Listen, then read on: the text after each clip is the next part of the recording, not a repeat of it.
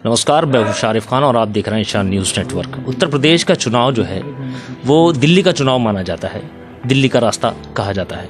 लगभग सभी पार्टियों ने अपनी प्रत्याशियों की सूची जारी कर दी है, लेकिन मुरादाबाद की जो नगर विधानसभा सीट है या देहात विधानसभा सीट है उसमें प्रत्याशी जो हैं वो सबसे लेट घोषित किए गए हैं। बात कही जा रही है कि लाल टोपी की चर्चाओं में भी है, लेकिन अब हरी टोपी जो है वो कितना कमाल करेगी ये हम आज जानेंगे वकील रशीद साहब से, जो नगर 28 विधानसभा के प्रत्याशी हैं। वो आज हमारे साथ हैं, उनसे जानेंगे कि क्या तैयारी है उनकी। हिस्सेदारी की बात करने वाले कितना हिस्सा दिला पाएंगे अपने चाहने वाले को। सर, पहले बहुत बहुत स्वागत है आपको। शुक्रिया। और मैं बधाई दूंगा आपको कि काफ़ी मेहनत करने के बाद आप महानगर अध्यक्ष भी हैं, आपको प्रत्याशी घोषित किया गया है। पहले मैं ये जानना चाहूँगा कि समय बहुत कम है, तो क्या तैयारियाँ हैं? देखिए, तैयारी हमारी माशाल्लाह से पहले से तैयारी हैं, पूरी हैं, क्योंकि हम लगातार सक्रिय राजनीति में हैं और जब से पार्टी में आए हैं लगातार उसमें पार्टी में काम कर रहे हैं। पार्टी का पूरा संगठन तैयार है। कई बार ओवैसी साहब की यहाँ सभा भी हो चुकी है, रोड शो भी हो चुका है, करूले पे उनकी सभा भी हुई है, वो माशाल्लाह बहुत कामयाब रही है। तो तैयारी हमारी पूरी है। तैयारी पूरी है। गठबंधन की अगर बात की जाए, ओवैसी साहब 100 सीटें मांग रहे थे, जो अब आपका गठबंधन है तो उस पर कितनी सीटों पे चुनाव लड़ा जाए? देखिए, अब हमारे जो प्रदेश अध्यक्ष साहब हैं, उन्होंने शौकत अली साहब, उन्होंने कहा था कि वो 100 सीटों पे तैयारी कर रहे हैं। बाकी जो भागीदारी परिवर्तन मोर्चा में और भी दल हैं, जिसमें बाम सेफ के मेशराम साहब हैं, बाबू सिंह कुशवाहा हैं और भी दीगर पार्टी उसके अंदर काफ़ी बड़ा बन गया है तो वो लोग बाकी सीटों पर लड़ेंगे। अच्छा, मुकाबला किससे माना जाए? मतलब अगर एक जनता का मूड देखें, हम लोग भी जनता के बीच में जा रहे हैं, तो ज़्यादातर सुनने को मिल रहा है कि भाजपा और सपा टक्कर में है, तो आप कहाँ अपने आप को मानते हैं? देखिए, हमारा मुकाबला जो नागनाथ और सांपनाथ है उनसे है। ये दोनों एक ही सिक्के के दो पहलू हैं, इन्हीं से मुकाबला है। और ये हमारा मुकाबला नहीं, जनता का मुकाबला है। ये जनता ही सबको हराने वाली है। आप देखिएगा 2022 के जो 14 मार्च को रिजल्ट आएगा, 10 मार्च को रिजल्ट आएगा, उसमें आप देखिए इतने चौंकाने वाले आपको नतीजे निकलेंगे कि सब देख के दंग रह जाएंगे। मतलब आपका भरोसा है कि आपकी पार्टी कुछ ना कुछ कमाल करने वाली है? बिल्कुल, हमारी जनता पे पूरा भरोसा है, क्योंकि ये वही जनता है।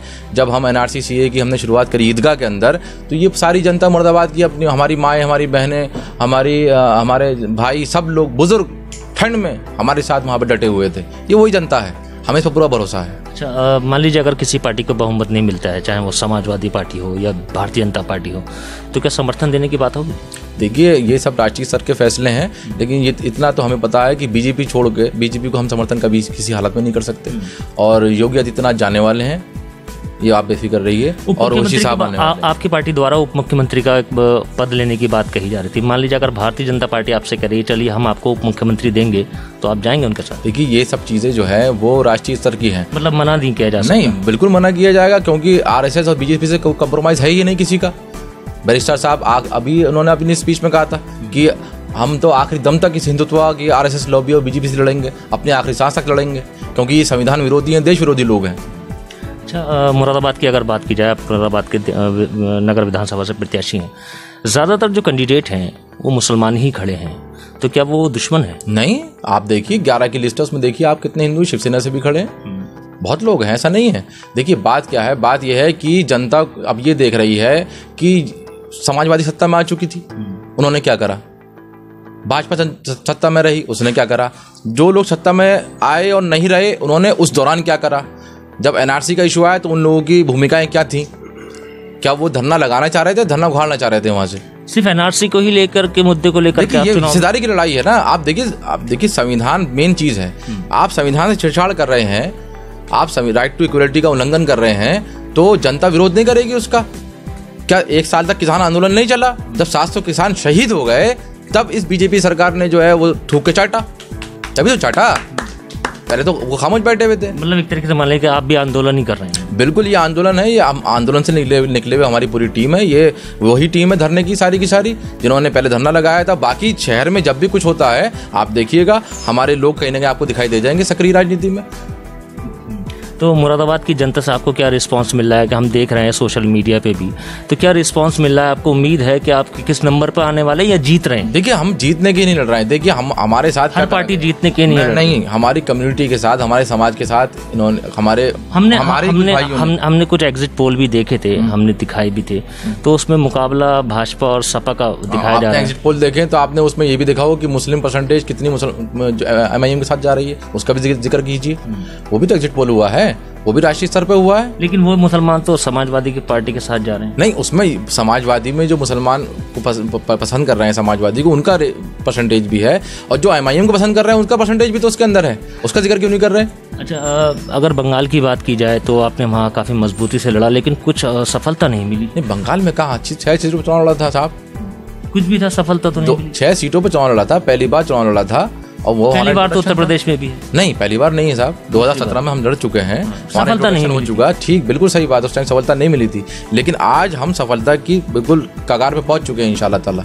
आप अब देखिएगा, हिस्सेदारी जो है हम लेकर रहेंगे।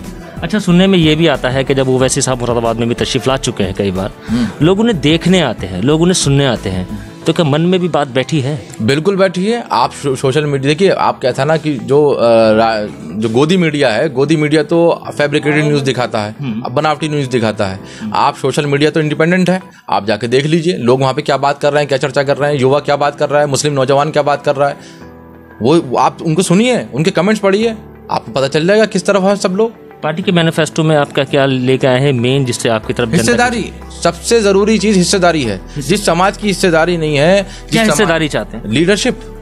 आपकी जब तक राजनीतिक हिस्सेदारी आपकी सुनिश्चित नहीं होगी, कंफर्म नहीं होगी, तब तक आपको कुछ नहीं मिलने वाला। समाजवादी पार्टी ने काफी सारी हिस्सेदारी दी है। आजम खान की अगर बात कर ली जाए तो वो कैबिनेट मंत्री थे, तो वो उसमें तो कुछ दंगा भी दिया था, 2013 का दंगा भी हुआ था, और वो वहां पर वही लोग जिम्मेदार थे, आप जिन लोगों के नाम ले रहे हैं, और भी बहुत से लोग हैं।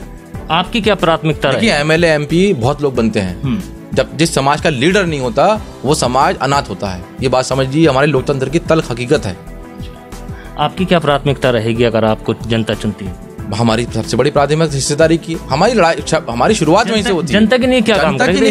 हिस्सेदारी एक अपनी जगह है, ठीक है, हम हिस्सेदारी में हैं। जनता के विकास के लिए, उसकी सहूलत के लिए क्या काम किया जाए? देखिए, सबसे ज्यादा जरूरी चीज यहाँ पे सेंट्रल यूनिवर्सिटी का मैटर है, कि यहाँ पर जो है सेंट्रल यूनिवर्सिटी बन जाए। एयरपोर्ट कई साल से बन रहा है, बीजेपी सरकार, बसपा सरकार, सारी सरकारें बंदी चली गई, आज तक एयरपोर्ट कंप्लीट नहीं हुआ। जो मुरादाबाद का कारीगर अपने हुनर से, अपनी कोशिशों से, अपने दिमाग से एक ऐसी चीज बनाता है जो दुनिया में, विदेशों में बिकती है। बेरोजगारी को लेकर के आप बात नहीं कर रहे हैं? नहीं, बेरोजगारी की बात कर रहे हैं। बेरोजगारी उसी वजह से तो आ रही है।